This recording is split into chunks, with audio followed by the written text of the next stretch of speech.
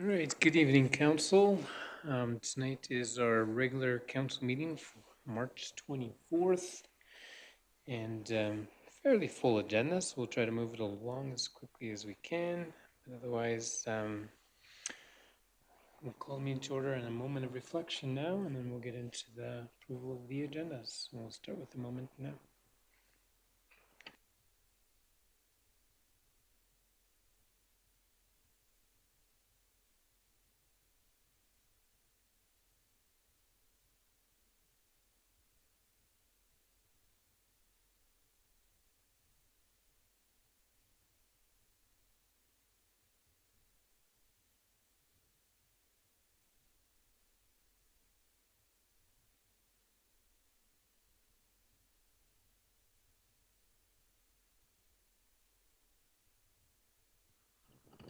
All right, so consent agenda is in front of us. Anyone have anything they wish to pull or highlight on the consent agenda? Otherwise, a motion to approve. Councilor Monteith. Yeah, I got a question. Why do we just have the finance and meeting minutes? Why wouldn't we have prior council or committee of whole minutes? I'm sorry, I didn't catch that. Well, we've got minutes of the finance meeting on March 5th, but we don't have minutes for the last council meeting or the committee of the whole meeting. So just wondering what the process was. I'm sure they would be there, but I'm thinking they got missed or not complete because we had some holidays. There was an item that just needed to be made sure that we had it recorded correctly, and there was just we were just bumping it to the next meeting for that reason. Yeah.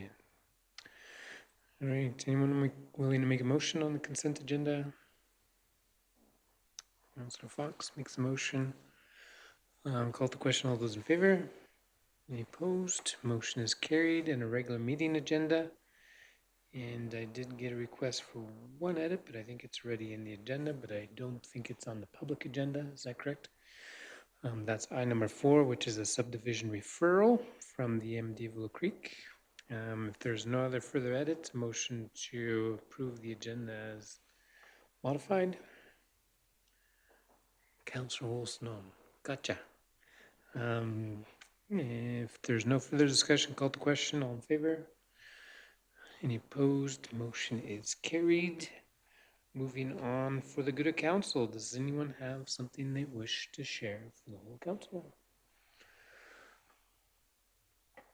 Hey, Councilor Poitras. You bet. There have been rumblings around the town, and I'm sure a lot of people are aware that the Empress Theater is going to undertake some big renovations this summer, getting some new seats or refurbished seats, refurbished floors, renovated bathrooms, and it'll be a pretty big project.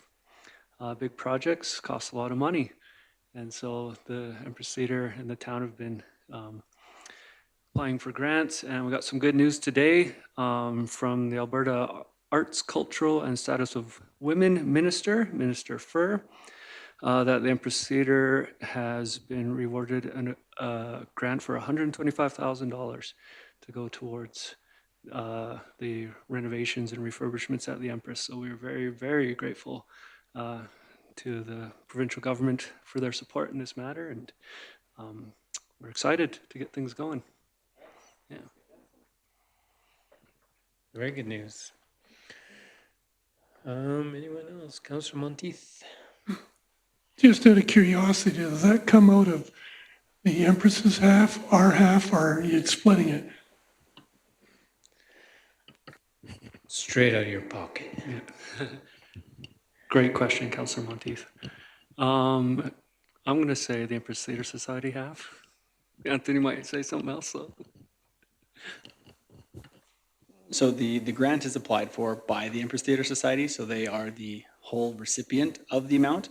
When we did start with the Empress Theatre Society on how we're going to do this, we took a look at what they had in their coffers, what they had as restricted reserve amounts, and then what the town had.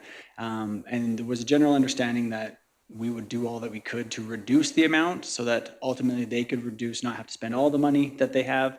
But if we could get it as well, additional amounts, we could reduce the amount that the town is committed to spending as well. We didn't have a firm, solid commitment because this one is applied to from the Empress Theater Society, so they will become owners of that money. But there is another grant that we can apply for next year after the construction is done, and it will be for the town because we're the building owner. And so it's, there's a few avenues for us to recover some funds here. Any other comments for the good of council? I was going to highlight, obviously, and everyone knows we're in a federal election time, so that's going to be, yeah, good to encourage everyone to keep your eyes out, learn what's going on, understand how the federal system works and how that'll impact municipalities. So encourage everyone to stay informed and aware. Any other comments for the good of council? The Chamber of Commerce, Anthony and I attended their AGM. We had a keynote address to about 10 people. 12. But it was really good. It was fun actually going back and forth, just sharing a lot of the things that have happened over the last year and how the town is encouraging business and so on. So that was a good thing to do and highlight some great things. Any other thoughts, comments? If not, we'll move on to delegations for tonight, of which we have 3. And we're going to start with Lance. He's all set and ready to go. That's perfect. So we welcome you, Lance, to present some thoughts on the 2024 assessments that have been done for the 2025 tax year. Thank you for coming. Good evening, everyone, and thank you for having me again. I'll jump right in. I usually come out to provide council a year-over-year. The purpose of the presentation is to ultimately inform council of the year-over-year changes to the assessment base. And just to give you a quick overview, it's going to be very similar to previous years. I typically spend the majority of my time talking about assessment market changes, assessment growth, and wrap it up in the overall assessment change. But I have added a few pieces for council this time around. There have been a few legislative updates to affordable housing, as well as I want to touch on a piece from the linear designated industrial property. And at the end, I do provide a ongoing 10-year assessment year-over-year change in the different categories, residential, industrial, commercial, as well as this year I've added a slide on how the town of Fort Macleod compares by way of the median single-family dwelling assessment to other municipalities in southern Alberta. So an additional piece for council to look at and understand how the year-over-year changes for the town here compared to some of the other communities. So with the legislative updates on affordable housing, there are 3. The first is there's been properties can now be, if they meet the criteria, can now be designated as affordable housing. And this is done by the Minister of Seniors, Community and Social Services.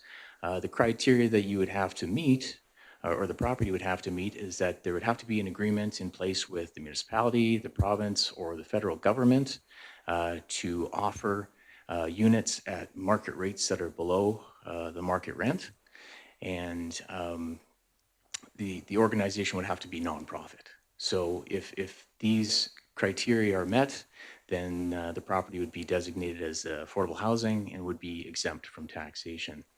To date, it is a working list, so there will be properties being added, removed as time goes on. Currently, the town of Fort Macleod doesn't have any on the list, but it's something to be aware of. January 1st is when this change came into effect, and there's a number of properties throughout Alberta that have been designated by the minister. The second is an expansion or I would say the ability for council to bring in multi-year residential property tax incentives anywhere up to, so it's more long-term, anywhere up to 15 years. And this has been brought in to encourage new construction of affordable housing and other residential units. So another tool for council to encourage more residential units within the town. And the last one is the expansion of the Community Revitalization Levy Program. So the program always existed, and it typically was centered around non-residential, but they've added in affordable housing as one of the I won't say criteria, but one of the property types that they would consider in I guess approving one of these. There's only I think 5 or 6 within the province, and ultimately this program is you know, the town could borrow against future tax revenues to fund capital costs, infrastructure costs of a certain designated area. So the program's always been there, but it's just that they've added in affordable housing into the mix as well.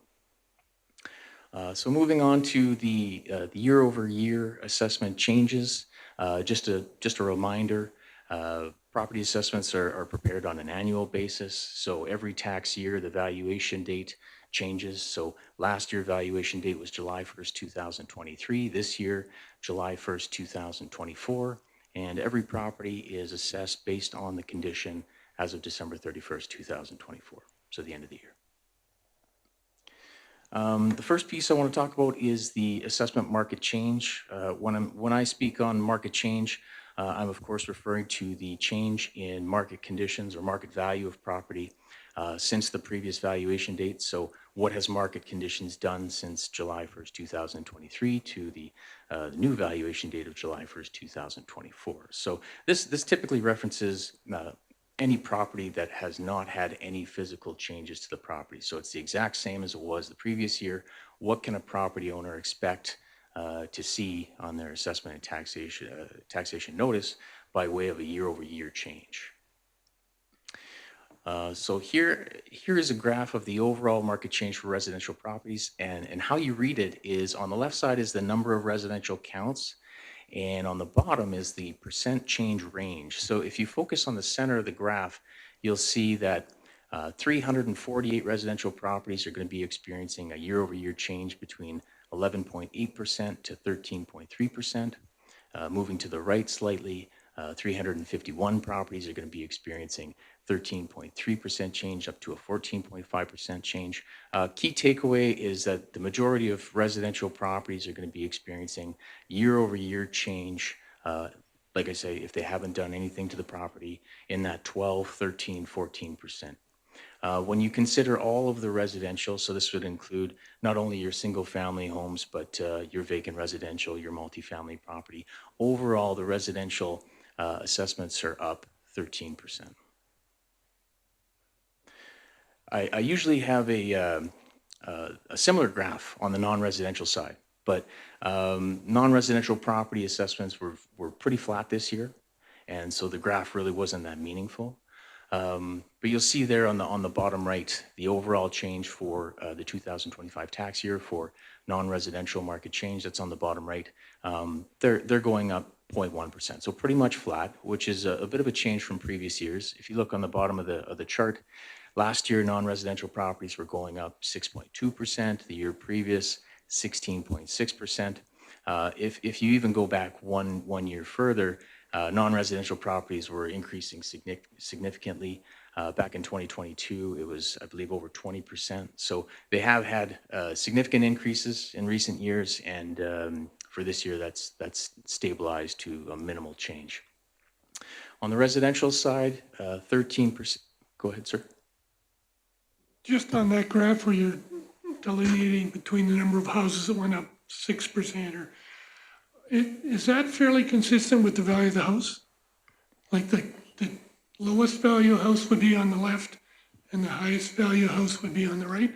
Does that coincide? No, this graph would not make that representation, i.e. there could be higher valued properties on the left-hand side and lower valued properties on the right-hand side.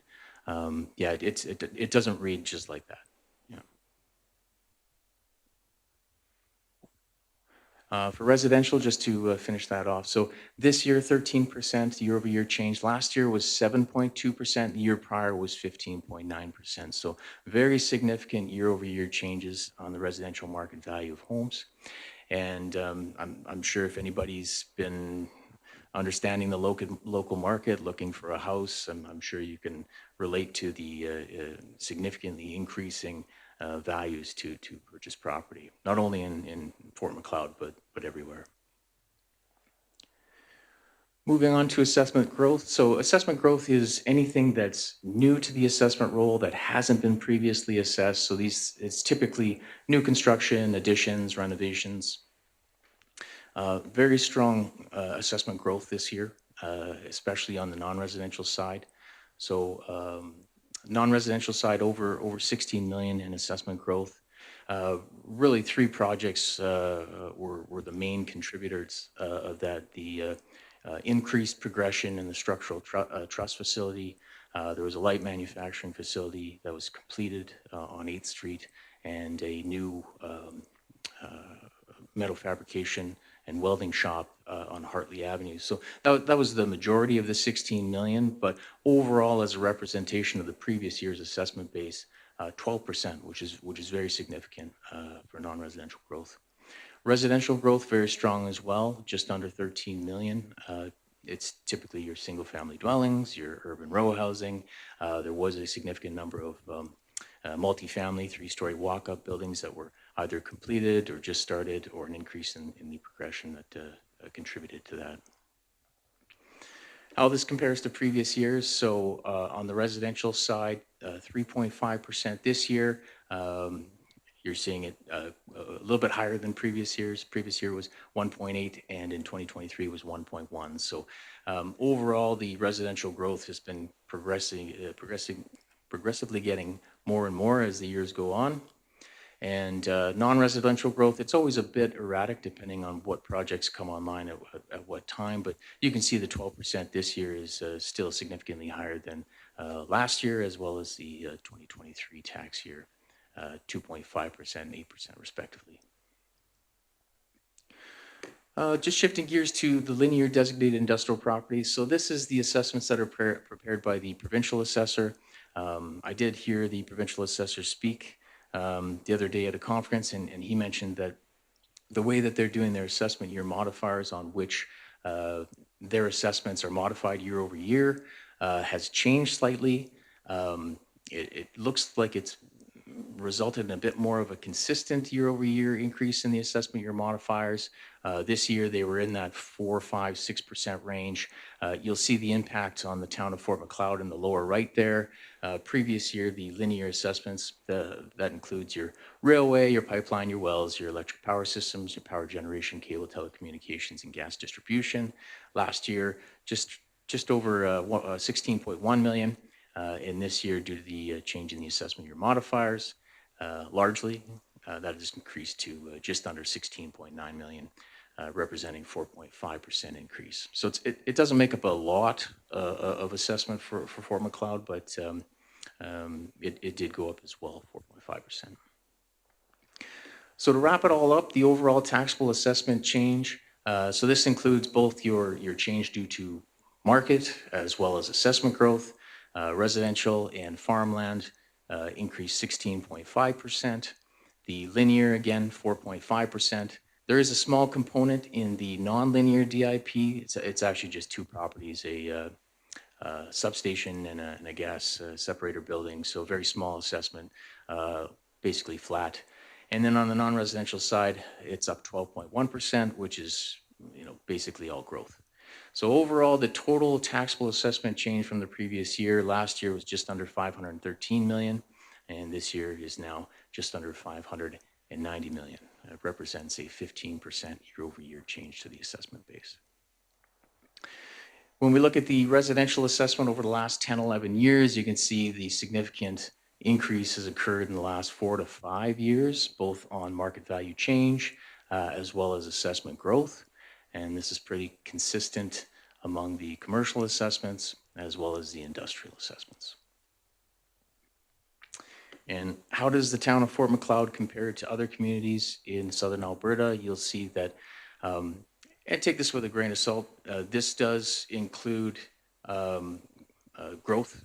So the numbers on which these median single-family dwellings were based, year over year, you're going to have new properties that come into the fold. So arguably, these numbers are inflated for all the municipalities, but just slightly. But year over year, the median single-family dwelling assessment for Fort Macleod is up 14.8%. This is higher than what I referenced earlier because what I referenced earlier included vacant residential, and this is just zeroing in on the single-family dwelling. 14.8%, which is very similar. If we go north up to Claresholm, Claresholm's a little bit higher at 16.8. You go further north, closer to Calgary, Natton's at 20.5%. My hometown, Lethbridge, a little bit lower, 8.2%. But Fort Macleod has historically, over the last couple of years, been on the higher end of the year-over-year changes. Compared to some of these other places, I think the assessments are a little bit lower, so they can, any change, dollar change does impact the percentage a little bit more than, say, municipalities which would have a higher valued assessment base. But it is on the higher end year-over-year changes when you consider and compare yourself to other surrounding communities. Thank you very much for allowing me to present to you today. And if you have any questions, I'm happy to answer them. Yeah, thank you very much as always. I think it's always good to do a quick summary to see what you're seeing and see if there's anything we should be aware of. But town did deliberate on this a little bit when we're discussing mill rate last week, so definitely played a role in our discussions. Does anyone from council have any comments, questions? Councillor Monteith?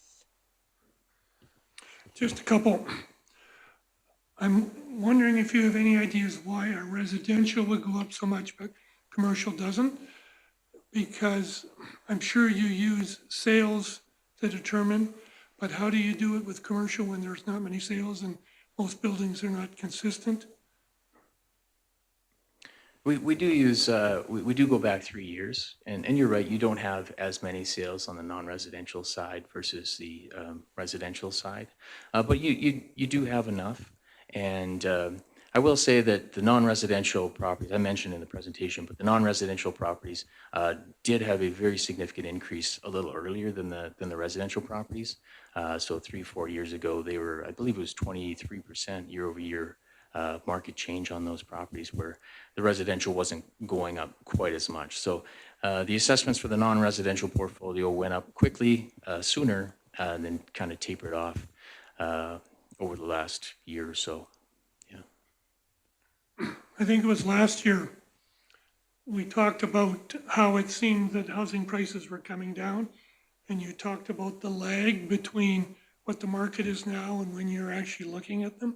So thinking about that, what is that going to do to our assessments a year from now? Do you have any idea? Yeah, so speaking to what the assessments might look like next year, we would look at what the comparisons are to the current assessments and what properties are currently selling for. So up until the springtime, what the properties are selling for are just higher than our current assessments, which would indicate that next year, you shouldn't see year-over-year changes to this degree.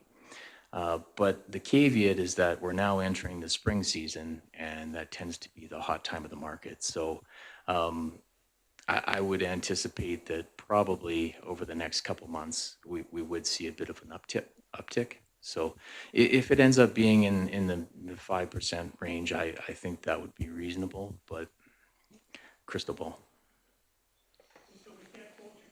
Please don't quote me, yes. I'm usually wrong, yeah. Any other comments, questions? I did have a bit of a follow-up to Councillor Monteith on the non-res. So if it's 0% this year, I think our concern was also next year, all of a sudden a few properties sell way higher than what they were expected, and all of a sudden everyone's going to get an increase. Would that be a fair comment? Because I think that's what we experienced a few years ago. There were a couple big transactions that happened, which drove all the assessment values up. Because there's just not enough change in the market to know what's going on, right? Yes, yes. I think it's more volatile, certainly the non-residential portfolio than the residential portfolio for that reason. The one thing I can say to comfort you is that at least there'll be 2 years that are going to be carried forward, right? Because we continue to use 3 years of sales in our valuation. So 1 or 2 shouldn't produce a plus 25% increase. Certainly, if they're showing that the value should come up, then certainly we'll have to follow those sales. But I don't anticipate it to be anything like it was 4 years ago, where it was over 20%. So do you remember 4 years ago what triggered that big of an increase? Was there a lot of sales?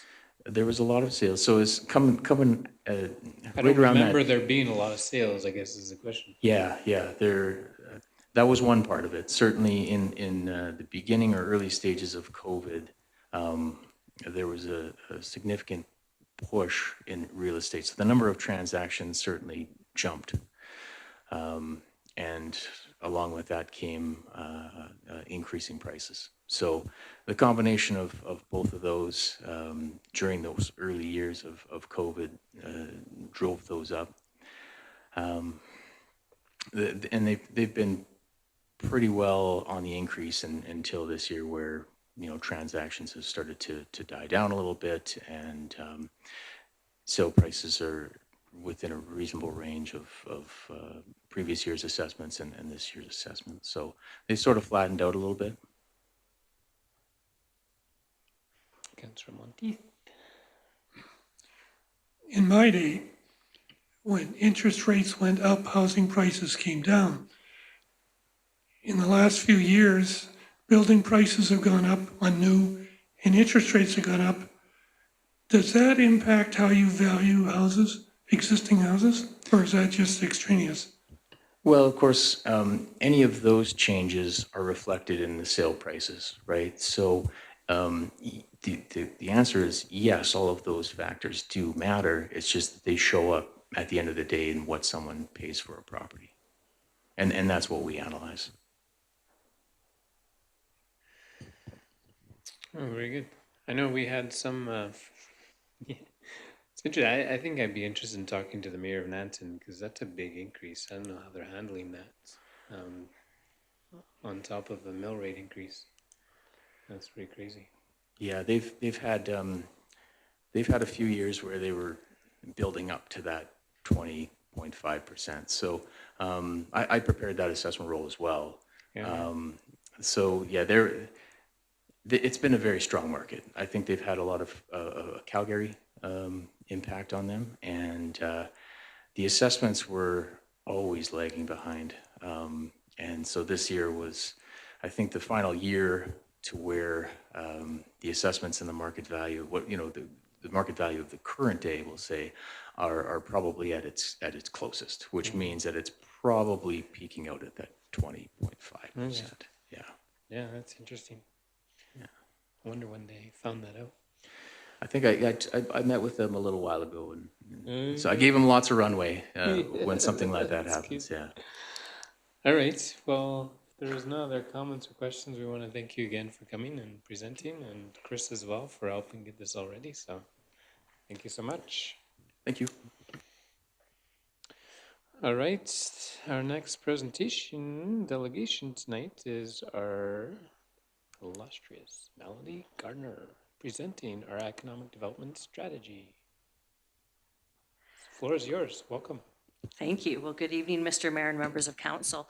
And illustrious, I'm not going to live up to that. So just so you know, let's reduce expectations right out of the gate on that, Mr. Mayor. No, thank you for having me tonight. I'm excited to be here to present the wrap up of the economic development strategy project that you decided to undertake as a town here roughly about a year ago. So we started this project back in June, and we've just wrapped it up with our final project summary and the creation of the Economic Development Strategy Action Plan.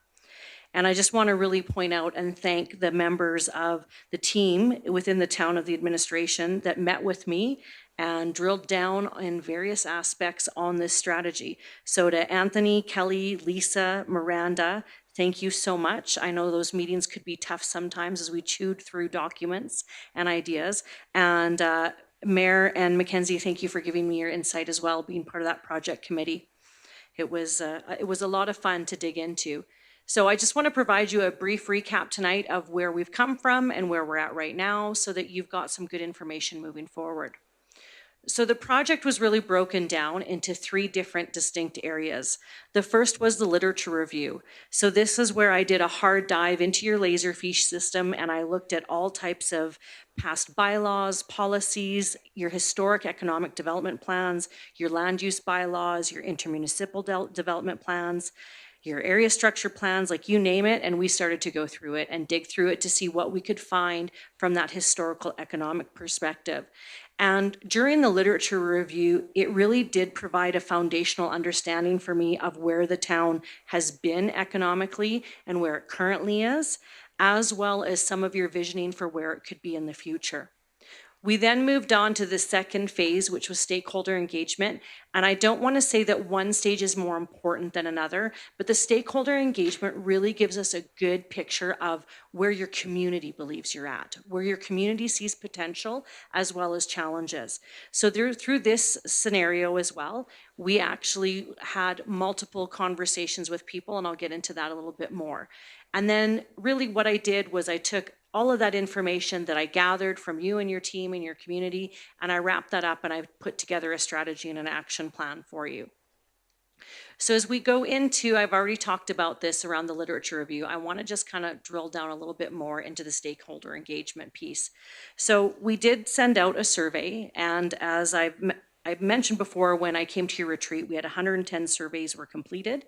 And then we had multiple meetings with various business owners and stakeholders within the town. So that included the Chamber of Commerce, you guys as town council, but I also did individual one-on-one meetings. So all of this information that was gathered in the stakeholder engagement is reflected in the What We Heard report that I shared with you at that council retreat.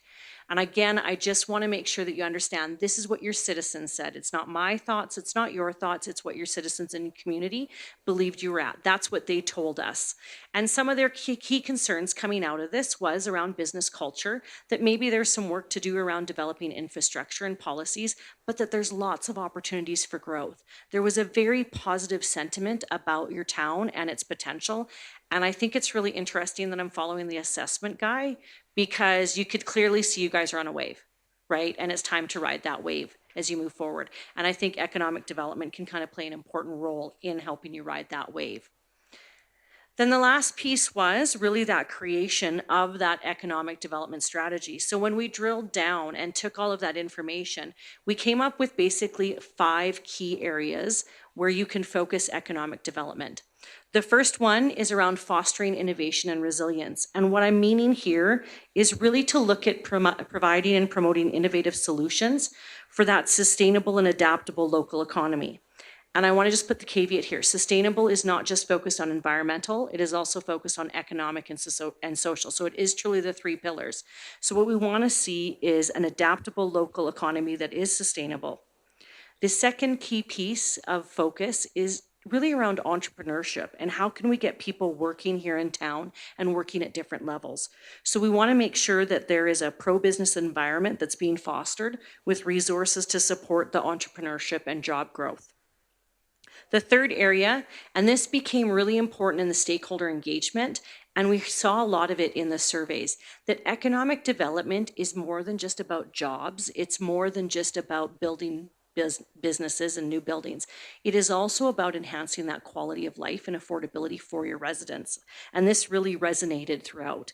So things like this is to make sure that we're looking at implementing initiatives that will improve their living standards and that Fort Macleod remains an attractive and affordable place to reside. So I think the fact that you're 4th largest in growth in your assessments, that's probably a good spot to be in. I don't think you want to necessarily be Nanton right now. That's going to be a tough conversation.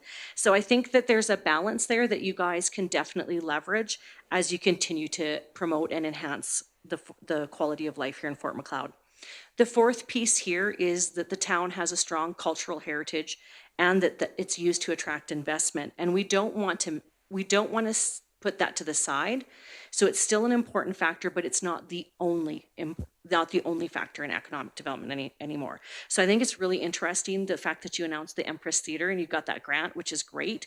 The Empress Theater is an icon here. We know it drives tourism. We know it drives people to come. So I think more good news stories like that and celebrating that is going to be a great way to kind of meet this pillar, I'm going to say, within this economic development strategy, because it really is around leveraging your community assets that are so individual and so unique and celebrating those. And then the last piece is really around ensuring that you've got good strategic growth and you've got strong services. And this pillar is going to largely focus probably more on the work that you do as a town council and as your administration does. So when we're looking at infrastructure like roadways, rail lines, different things that you can do, when you're looking at that infrastructure, are you putting the lens of economic development on it? How will this help economic development? When we look at the bypass, right, the highway bypass, when we're looking at the Highway 320, right, there's all of these different things that as a council you need to be aware of. How you're doing your land use and your planning, right? There's a lot of work that you're doing there in regards to your different area structure plans. So that's going to be a key thing going forward, is that you just always have that kind of economic lens as well in all of these pillars, but especially from council and administration's perspective, especially in pillar 5 of the economic development action.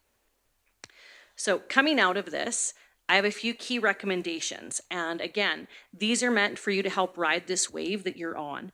The first one is this project very quickly identified that you do have a need for additional human resources for economic development. Your staff right now is doing it off the sides of their desk, but there is enough work and it is warranted for you to have additional resources focused on it. Now, I'm going to be the first to tell you, I'm not going to tell you what those resources should look like.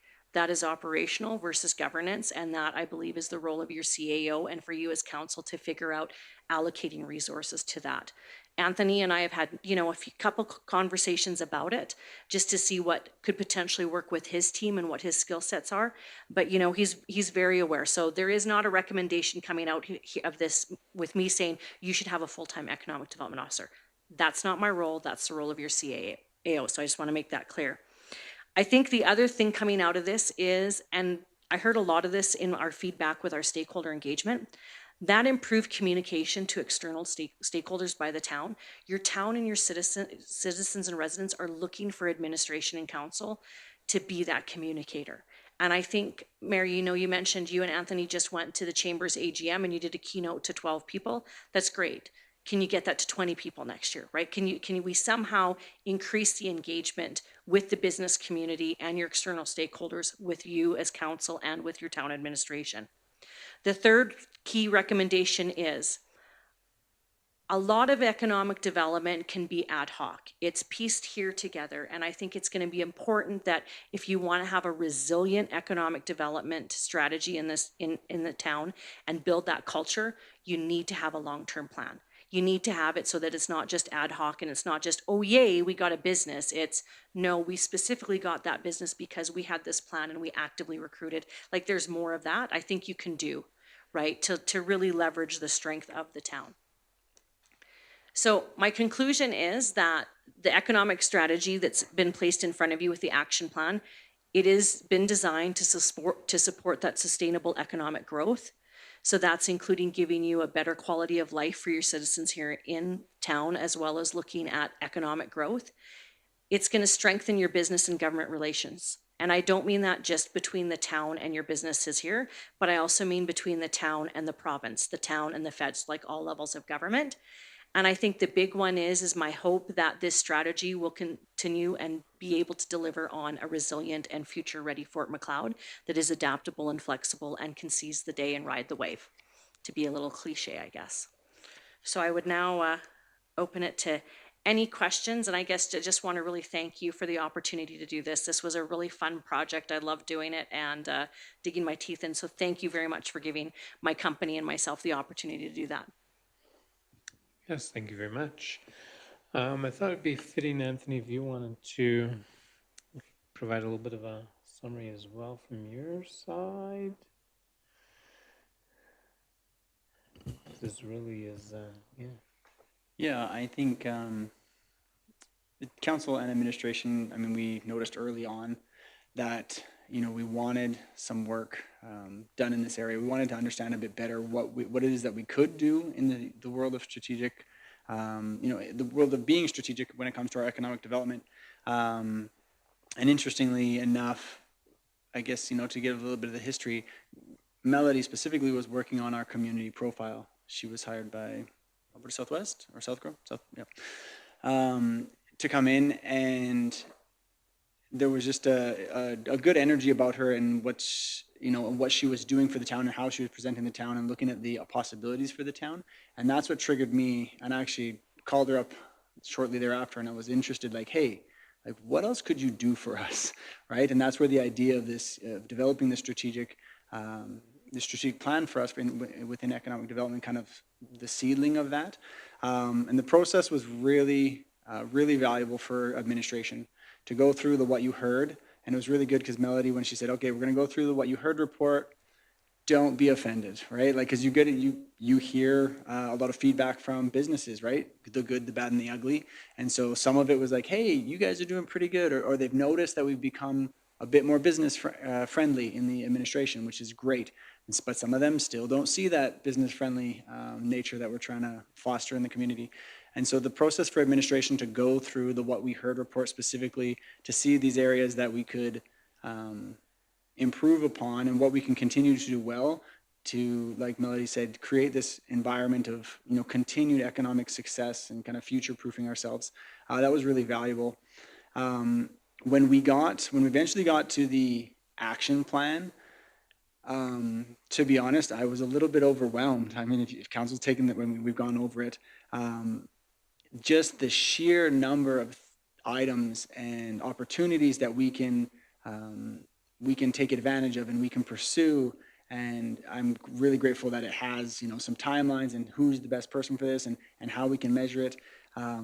Just really speaks to the value that the town is getting out of this pursuit, right? Melody's done an excellent job at putting it all together so that, we've got the recipe, and this is our recipe. We can change it as we go, and we want to adjust, and we want to, focus more here and there.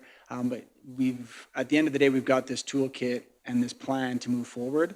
And then, so when we implement those additional human resource hours in economic development, we have a good, viable place to let them run and see the results from this plan.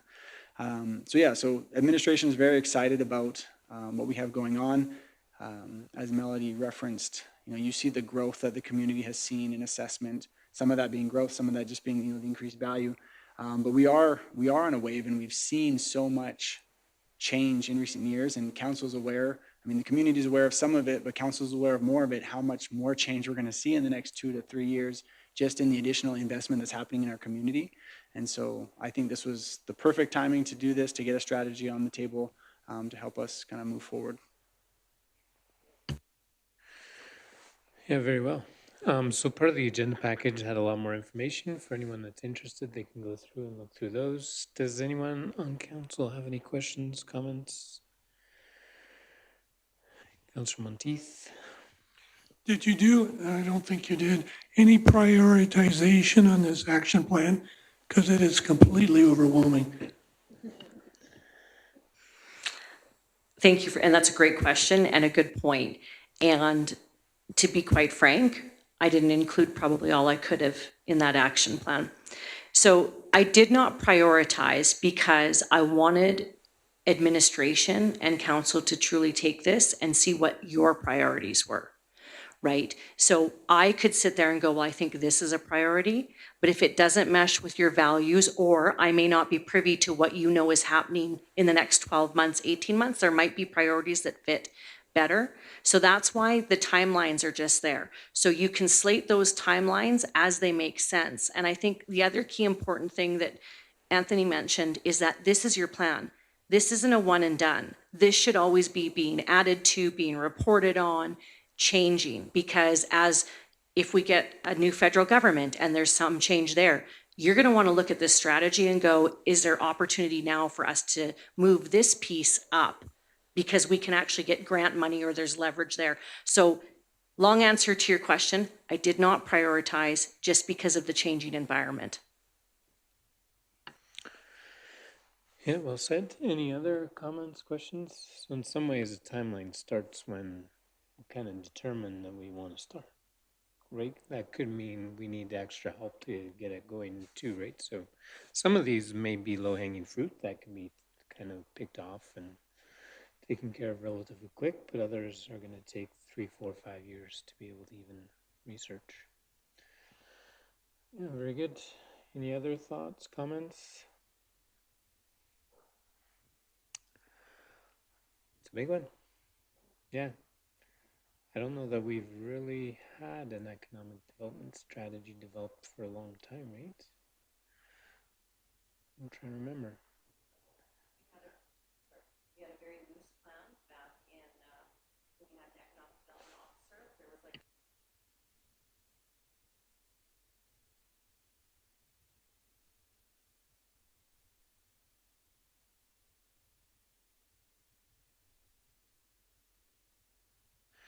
No, that's right. There was some. Okay. All right. If there's no further discussion, we will definitely consider this under the next agenda item, which is consideration of our delegations. So we'll thank you for the work on this and championing some of Fort McLeod and wish you well. All right. Thank you. Next up, we have a delegation, and we'd like to invite Sandy Davis, Executive Director from the Fort McLeod Historical Association, to present a request. Hi, thank you very much, Mayor and Council, for taking the time to speak with me. I'm just here to request additional space for the Fort horses and waiving of the pasture fees for the paddock directly south of the current Fort pasture. Currently, we are only one of 2 pastures that have water to the site. So it is quite advantageous to have that location. We don't have to haul water or anything. But we are also the largest herd out there with 8 to up to 15 horses out at that pasture. It does get overgrazed and it is quite bare for most of the year. Having the additional pasture directly south would increase the grazing space for the horses and give additional shelter space for the horses that is currently out there. The other thing that I'd just like to point out is that the current pasture, before the town pastures were built, it was on a auto wrecker site. So every year I take riders out there and we're still picking out pieces of broken car parts, metal. We found full tires out there. The land really is quite rough. So having that additional land just to give the current paddock some time to rejuvenate would be really wonderful. Thank you. Thank you very much. And in your opinion, you would prefer to have both instead of moving to the south one? Yes, just because we would The still have the water, yeah. and with the amount of horses, it would just give that more space. Okay. Any questions for Sandy Davis? Councillor Monteith? Not so much a question, but development is heading south, and 8th is the next, I would say, level of development. So we're going to be pushing on the area you're now renting. Have you thought about what you might do or what you can do, et cetera, when that starts to really happen? We have discussed in the past, if that does happen, we would definitely want to approach council and see if there is any other land that might be available. In the past, we have also had permission from the provincial government to have the horses out at the barrack site, but that has caused problems in the past when we've had them out there with the residents at Garrison Estate.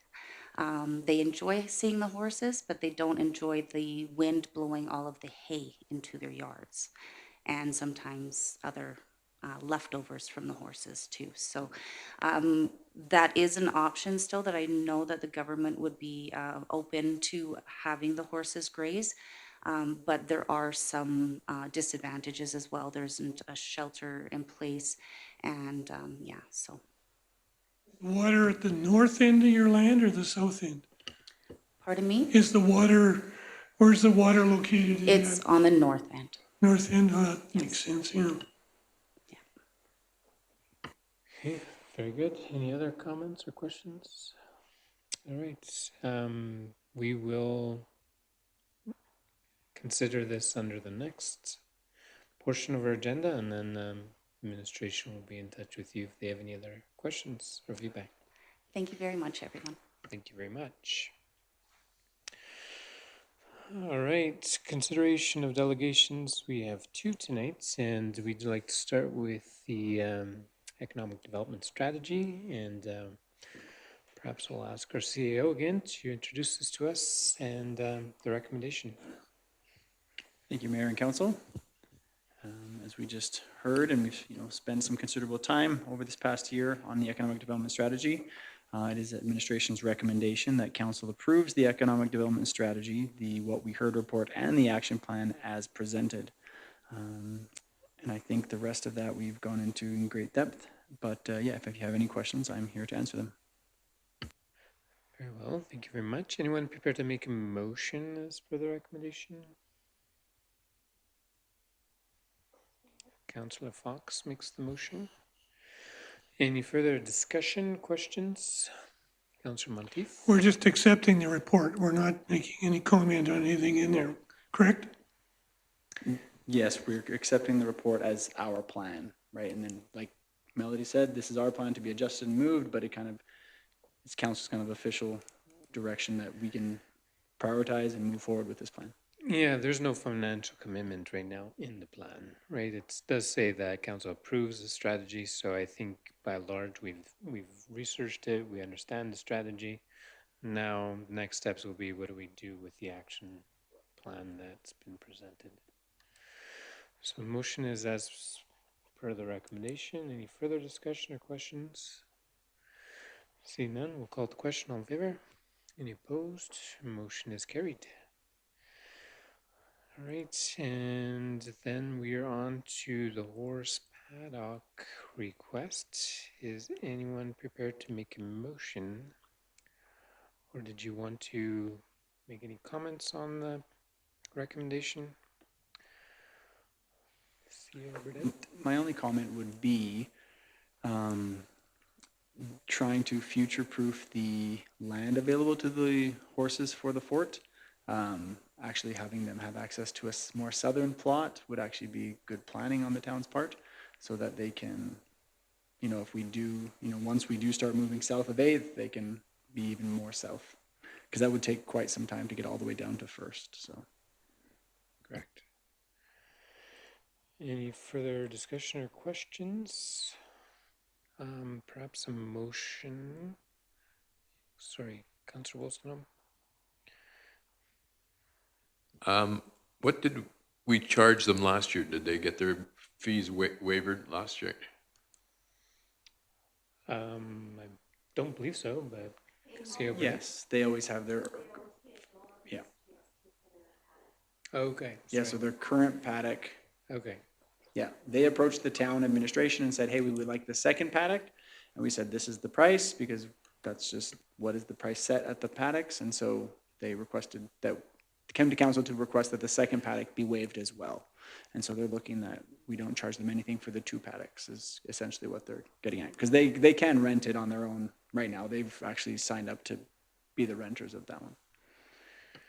So basically right now it's asking for a $900 extra consideration for the Fort Museum moving forward. Anyone prepared to make a motion based on the recommendation in front of us? Councillor Monteith, is that motion to approve? Okay. Any further discussion, questions, or debate? And the funds would come out of, technically, it's kind of a donation, right? Kinda. It is, but we wouldn't, Would this hit the GL or we would just reduce the revenue? I think we'd probably just reduce the revenue. Like, we wouldn't have an expense line for this amount. It would just be a reduction of the paddock revenue. Okay, if there's no further comments, debate, or discussion, we'll call the question. All those in favor? Any opposed? Motion is carried. Thank you very much. And moving into, let me see. New business, item 1, bylaw 2001, and we'll ask our planner, Gavin Scott, to introduce this to us. Thank you, Mr. Mayor, Council. This evening we have bylaw 2001, which is an amendment to the portion of the northeast of 7-925 west of the 4th, moving from agriculture to industrial general. This property is currently zoned agriculture. It is the town's intention to subdivide the parcel into 4 parcels, 4 smaller lots. That this subdivision will allow for additional development. The town of Fort Macleod land use bylaw does not allow for subdivision within the agricultural district, as well as the intention is for industrial parcels. Interested buyers for these future parcels are in favor of this industrial zoning, and the municipal development plan does support industrial zoning at this location. Within your report, you'll see also that this is for first reading, and the public hearing is set for April 28th, and recommendation is for approval tonight. Thank you. All right, thank you very much. Anyone prepared to make a motion as per the recommendation, which is first reading and public hearing advertising? Councilor Poitras makes the motion. Any further discussion or questions regarding this proposed bylaw 2001? I think for public information, this is lands. Yeah, it's a little hard to describe, but it's on the outside town boundary where the town boundary intersects Highway 3 to the north. And yeah, it's currently grazing land. It's been that way as far as I've ever remembered. I'm not sure if it's ever had a prior use. I don't know if it's ever been tilled. That's kind of crazy. So the land that's pretty much been undisturbed for all these years is looking to have some development. Right, so if there is no further discussion or questions, we'll call it the question. All those in favor? Any opposed? Motion is carried. Thank you very much, Gavin, for the quick visit. We always appreciate seeing you. Item 2, surplus allocation, and our Director of Finance, Chris Holpack, is excited to share that with us. Giddy. Good evening, Mayor and Council. Tonight on the agenda, I am requesting that the 2024 audited financial statement surplus be allocated to reserves. I know this seems out of order. Every year it just seems out of order. We haven't even looked at the draft financials. We're going to look at the draft financials at Infrastructure and Finance next month on April 2nd. And we're already pushing the surplus into the reserves, and you haven't even seen the financials. Every year it just flabbergasts me how this gets so out of order, but we just don't have enough meetings in the spring after December to get all the things done that we need to get done.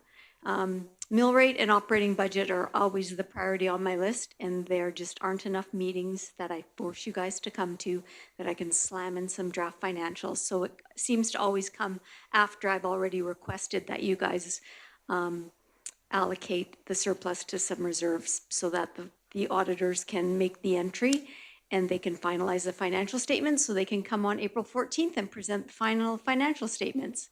I wish there was an extra week or 2 weeks in the spring so that we could get all this packed in there, but I just don't want to overwhelm you, and I know what the priorities are. So it's always budget and mill rate are our priorities at the beginning of the year. Good news is we had a surplus last year. I'll just tell you now. It was about $1,095,000, and it sounds like a ton of money, but we use up a ton of our capital reserves every year, financing projects, financing equipment and tangible capital assets for the town of Fort Macleod, and we deplete them incredibly every year. So this surplus allocation refurbishes our capital reserves and gets us ready for the 2025 capital budget, which is also spending reserves. So we're always kind of pushing last year's allocation into reserves to pay for the next year's capital budget costs.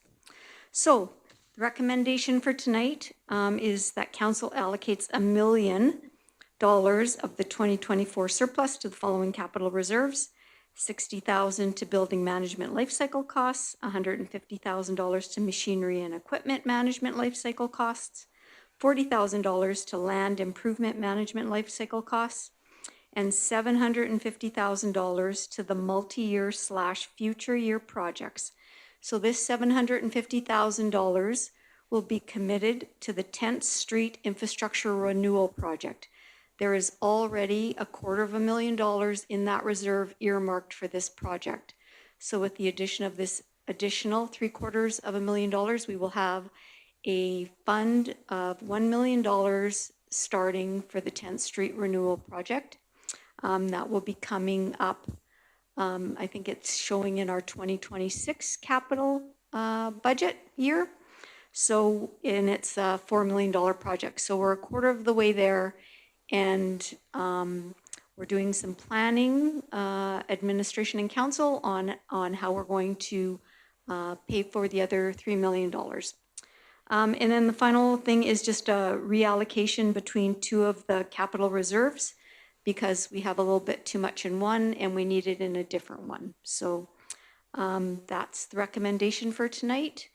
And if anyone has any questions, I'd be happy to answer. I had some handy dandy charts, but they're not up on the screen. So hopefully they're in your package and you can see how we are funding the reserves for next year's capital budget. Thank you. Thank you so much. Anyone willing to make a motion as per the recommendation to commit funds to reserves? Councillor Monteith makes the motion. Any further discussion, questions? Councillor Monteith. Just want to ensure that there are no reserves that are going to be run out. And I presume from your switching of the two that that'll be covered. The other thing is you're concerned about having to make a decision before the financial statements. Reserves can be changed any time, so there's really no risk to this. So I don't have an issue with it. I would just say in terms of the $750,000 to the 10th Street project, over the last few years, we have spent a lot of money out of reserves on new projects, which will have a payback in future years. That's all well and good, but we do need to look after existing things that don't have a payback. So I think it's very wise to put this toward a project like this after what we've done with new projects. Yeah, absolutely. All right, the motion is on the floor. Any other discussion or questions from administration or debate? No one wants to put the funds somewhere else? No, I guess not. All right, we'll call the motion to question. All those in favor? Any opposed? Motion is carried. Thank you. Thank you so much, Chris. All right, moving on to Provincial Skills Competition, the FP Walsh, and our Director of Community Services, Lisa Gillingham. Good evening, Mayor and Council. I'm happy to be able to let you know that there are 11 students from FP Walsh this year that are headed up to Edmonton for a provincial trades and technology competition. I think it's really important to recognize extracurriculars outside of just sports, and these have to do with the trades. A lot of them, let's see, what did she say? We've got 11 students who have qualified, and they're competing in categories such as carpentry, cabinet making, hairstyling, web design, aesthetics, and culinary. So there's quite a variety of what these students are able to do. They did do districts in Lethbridge, and then they've qualified now to move on. And then there is nationals after too. So there is also a potential that they'd be moving on to nationals.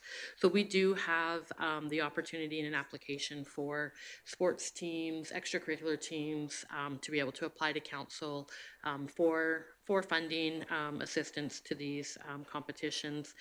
So tonight, administration is asking council to approve up to $1,000 to support the FP Welsh students participating in the provincial skills competition in Edmonton, and this would be funded out of council's gifts and donations account. Just so that we're remembering where we've already spent money and some things coming up. $17,000 is the budget that council sets for themselves in this GL, and STARS, the last meeting was granted $6,600. We typically spend about $6,000 on Moonlight Madness and parade expenses. That's not until November, so we do have to keep that in the account until then. The Chamber Gala sponsorship was $800, and so we are looking at approximately $3,600 left in there after that, if we do the $1,000. We have in the past supported the high school rugby team, a couple hockey teams, all right around that $1,000 mark to $800 mark. I believe it's hockey teams a couple of years ago. So this is something that council has supported in the past, and we'd encourage that support again. Very good, thank you. Anyone prepared to make a motion based on the recommendation? Mr. Fox makes the motion. Motioned on the floor. Any further discussion or questions? So I assume this would be, just helping with travel expenses and getting the students up. Obviously, they'll have. Correct, accommodation, meals, and fuel, Nice. travel costs, so yeah. Yeah. Very well.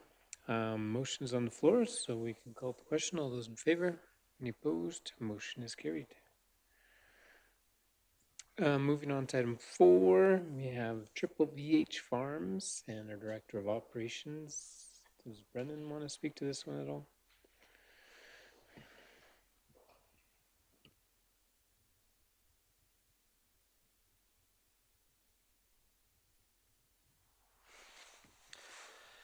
Yep, so thank you, Mayor and Council. So we've received information from the MD about a subdivision, and so it is recommended that the council look at this and if they want to send any comments or anything to the MD.